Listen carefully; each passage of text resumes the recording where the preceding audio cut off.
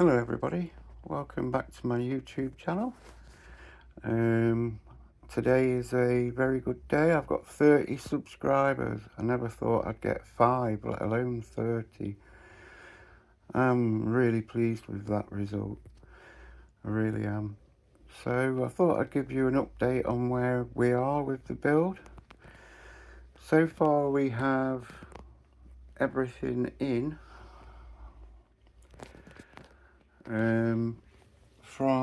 This is microwave transformer 1, this is microwave transformer 2.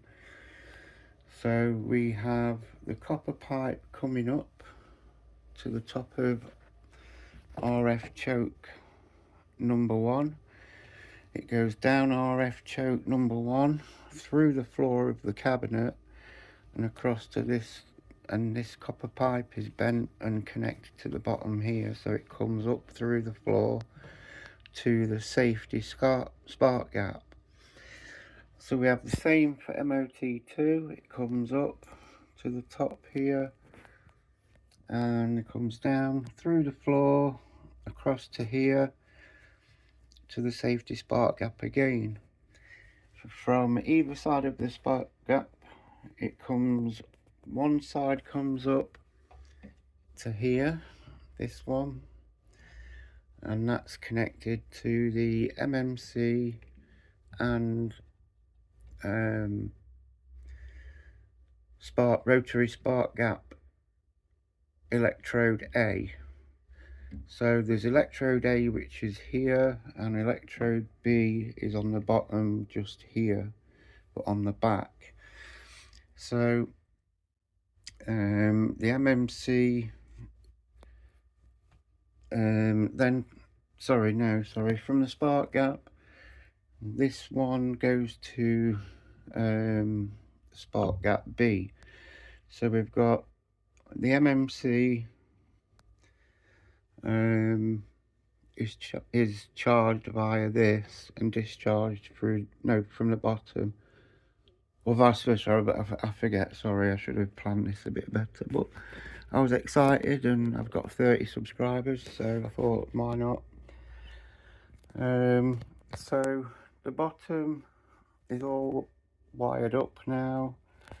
I need to remove these 2 pipes temporarily when I've got my MOTs wired up, and I'll test them at 4 kV across this spark gap until we don't get anything across here. I will film that later when I get around to doing that, but I need to have all my safety features in place before I do that. So everything in here is nearly ready. So from spark gap B, which again is the bottom here, I'm going to be bringing a wire through the deck, probably about here, and that'll go through to the primary coil. The other connection from this capacitor to this capacitor comes up through the deck here, and this will go from here to here, from here to here. I'm going to be using this wire. It is 25mm squared, silicone coated, flexible welding wire. It is super flexible, multi-strand. It should conduct really well and have a really good skin effect. And I'm only using a short piece from here to here and a short piece from spark gap B up through here and up through the deck here, so that I can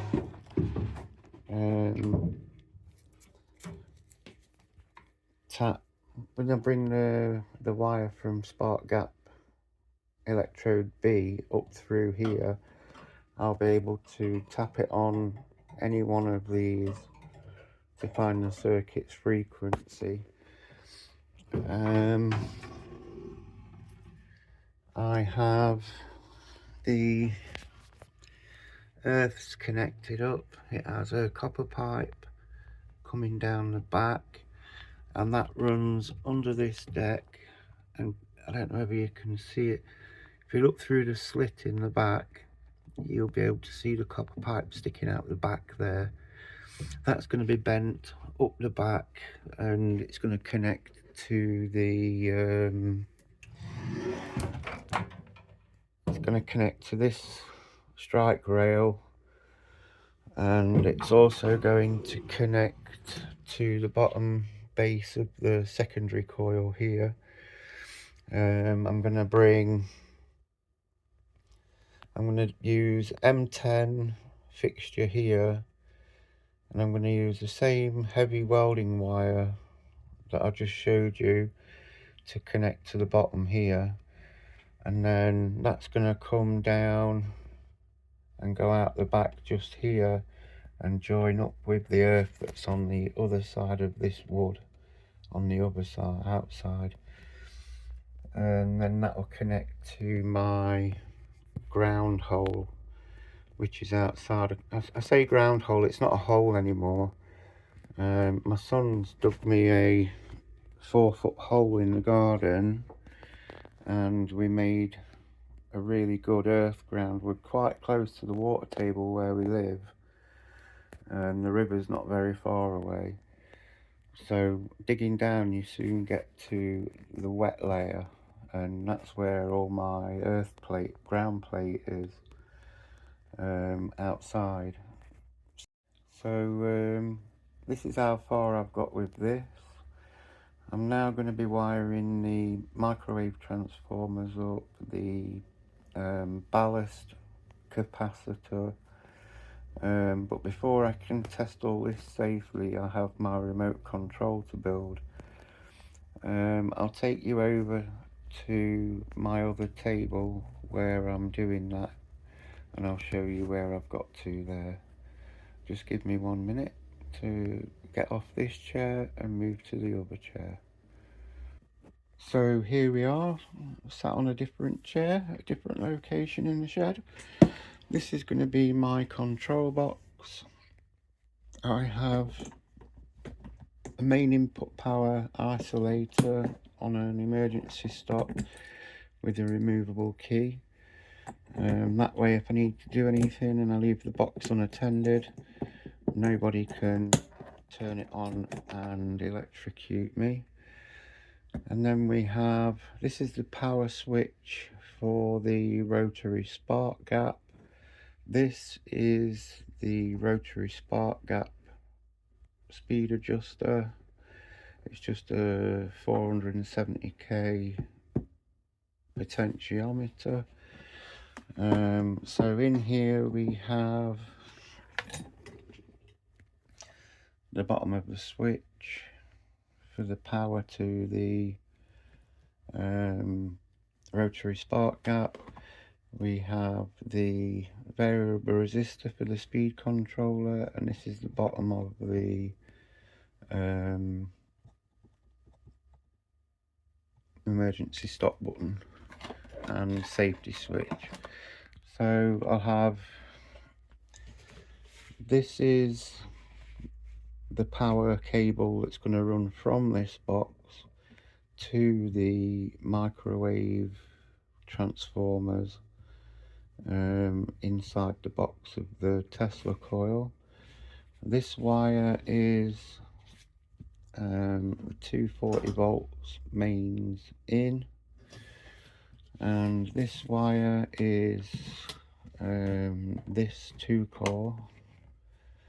This is going to be a foot pedal switch to activate the MOTs so that they are isolated. I've got to make the foot pedal yet.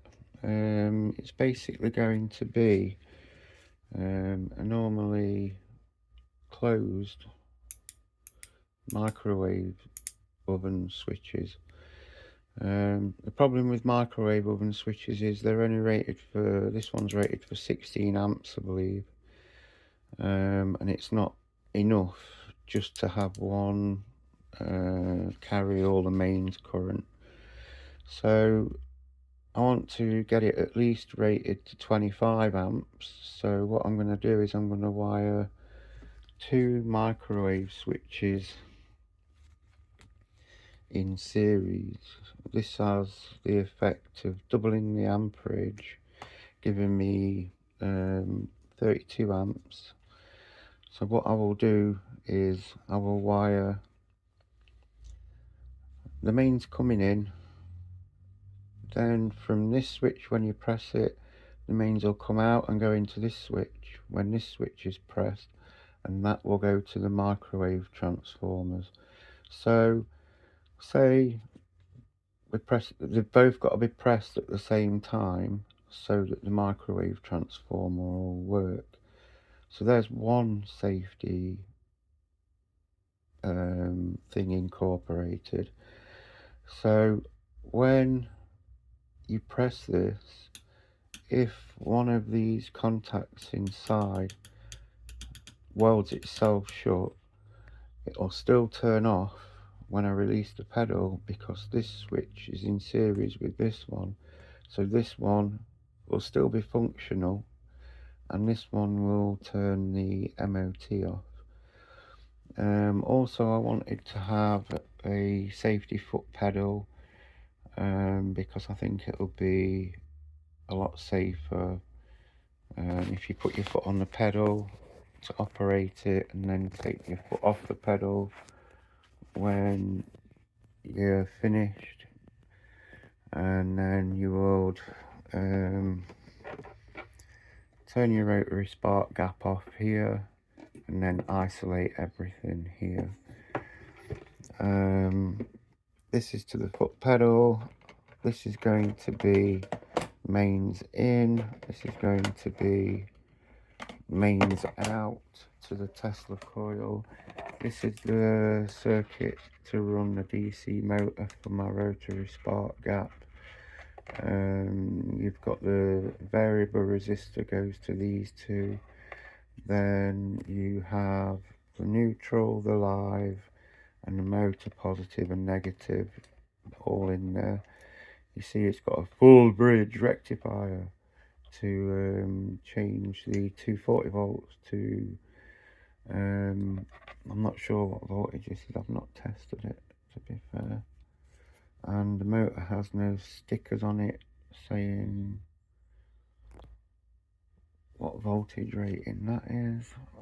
I could always, I'm going to test it when I've got it up and running, and I'll know what my DC output power is. If this ever breaks I can build something else. So yeah, I need to connect all of my earths together. I need to earth this circuit board, but then I also need to run an earth from here to the DC motor in the cabinet. So I shouldn't be too much longer. I need to test the safety spark gap and set it so that it's just out of reach of sparking across, but I wanted to have this done first.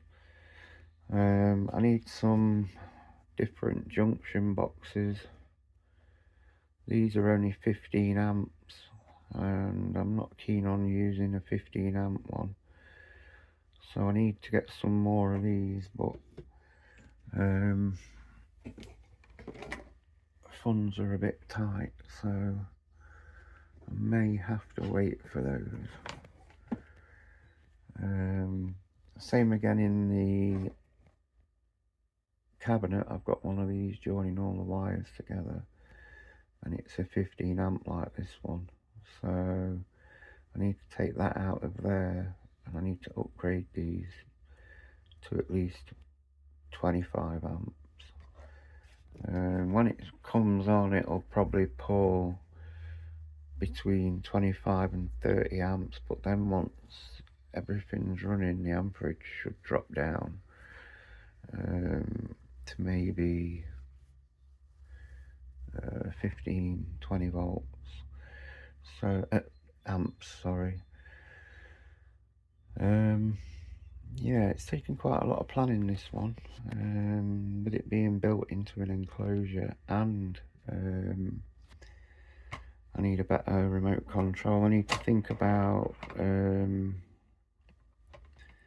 a way of suppressing any feedback from going to my mains live.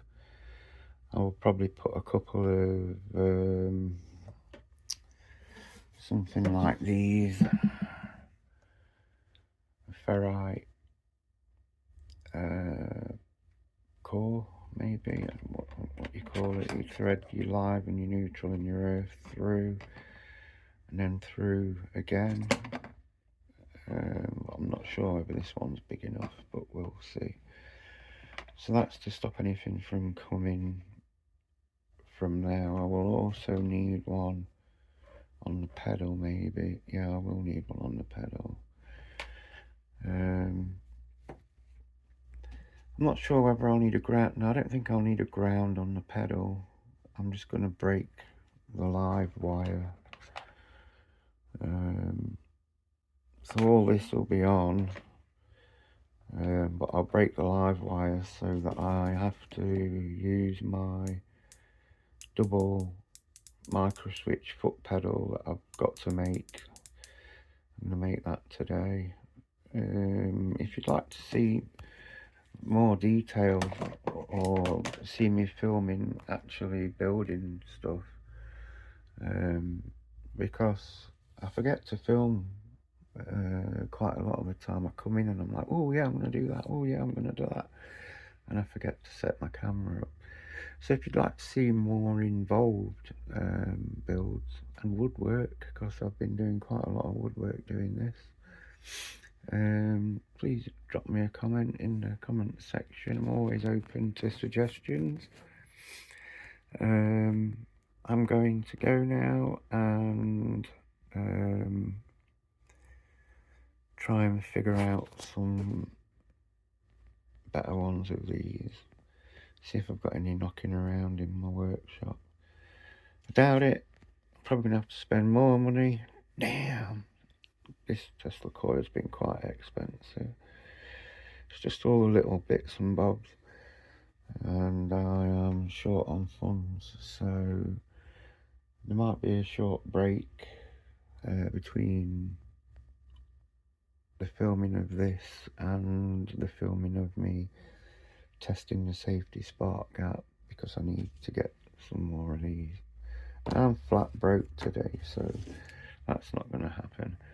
So I thought I'd share how far I'd got and say thank you very, very, very much from the bottom of my heart to all of my subscribers. I really appreciate you liking and subscribing and commenting on my posts. It gives me a bit more incentive to do a few more, and I hope you like this video. Thank you very much again for the subscribes, and I'll see you in the next video.